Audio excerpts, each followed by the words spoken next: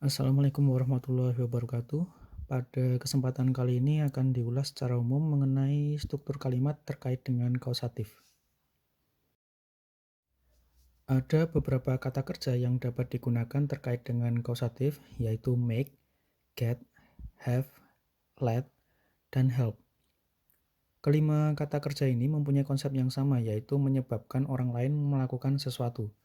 Namun kata-kata kerja ini mempunyai derajat pemaksaan yang berbeda satu dengan yang lain. Make mempunyai derajat pemaksaan yang paling tinggi, diikuti dengan get, have, let, dan help. Masing-masing kata kerja ini juga mempunyai aturan struktur yang juga tidak sama. Pada kausatif make, silahkan melihat formulasi penggunaan make dalam kalimat. Kata kerja make diikuti dengan someone, lalu diikuti dengan kata kerja verb base atau bentuk dasar. Kata kerja make ini juga dapat digunakan dalam berbagai macam tense, namun kata kerja setelah someone dalam bentuk tunggal ataupun jamak tetap menggunakan verb base atau kata kerja bentuk dasar. Sebagai contoh, her mother makes her study biology, yang artinya ibunya membuat dia belajar biologi. Perhatikan kata kerja study atau kata kerja bentuk dasar ini, yang mengikuti kata ganti orang atau pronoun bentuk tunggal atau singular. Biasanya kata kerja mempunyai bentuk menyesuaikan jumlah subjek tunggal atau jamak, namun dalam hal ini, kata kerja setelah someone yang digunakan adalah bentuk dasar atau verb base, verb 1. Contoh berikutnya, the doctor made him take the medicine. Pada contoh kedua ini digunakan kata kerja bentuk past tense. Namun, kata kerja yang mengikuti someone, tunggal atau jamak juga tidak mengalami perubahan atau menggunakan kata kerja bentuk dasar verb base.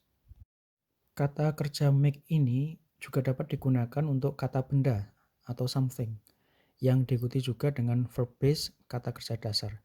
Sebagai contoh, he makes the computer run again, yang artinya dia membuat komputernya berfungsi lagi. Perhatikan juga bahwa something ini atau komputer ini merupakan bentuk tunggal yang diikuti dengan kata kerja run tanpa ada perubahan apapun. Kausatif get mempunyai arti yang sama dengan make, yaitu menyebabkan orang lain untuk melakukan sesuatu, namun penggunaannya kurang memaksa daripada make. Penyusunan kalimat menggunakan get ini berbeda dengan make. Kata get diikuti dengan someone atau pronoun object, lalu diikuti dengan kata to dan verb base. Jadi ada tambahan kata to setelah someone. Sebagai contoh, her mother gets her to study biology, yang artinya ibunya membuat dia belajar biologi. Pada contoh kedua, the doctor got him to take the medicine. Penggunaan get untuk something juga berbeda dibandingkan make. Setelah something diikuti dengan kata kerja verb participle atau verb bentuk ketiga. Sebagai contoh, he could not get the car fixed. Kausatif have mempunyai arti yang sama dengan make dan get, yaitu menyebabkan orang lain untuk melakukan sesuatu, namun penggunaannya kurang memaksa daripada make dan get. Dalam penyusunan kalimat menggunakan have ini, have diikuti dengan someone atau pronoun object, yang diikuti dengan kata kerja dasar atau verb base. Jadi aturan struktur ini sama dengan penggunaan make.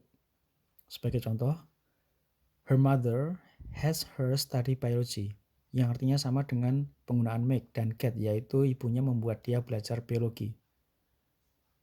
Pada contoh yang kedua, I had him take the medicine. Pada contoh kedua ini menggunakan bentuk past tense, yaitu had. Namun setelah someone, yaitu him, ini diikuti dengan verb base, take, di mana kata ini tidak mengalami perubahan sama sekali. Dalam penggunaan has untuk something, something diikuti dengan kata kerja verb participle atau bentuk yang ketiga. Sebagai contoh, he has the car fixed. Struktur kalimat ini sama dengan struktur kalimat yang menggunakan get. Pada kausatif let, subjek memberikan izin untuk melakukan sesuatu. Setelah kata let, diikuti dengan someone, dan kata kerja bentuk dasar atau verb base. Sebagai contoh, she usually lets her child play outside of the house. Dia perempuan biasanya membiarkan anaknya bermain di luar rumah. Pada causative help, subjek memberikan bantuan kepada orang lain untuk melakukan sesuatu. Pada struktur kalimat yang menggunakan help ini dapat diikuti dengan someone, lalu diikuti dengan verb base ataupun to verb base. Sebagai contoh, he is helping her move the table. Atau kita juga bisa menggunakan kalimat he is helping her to move the table.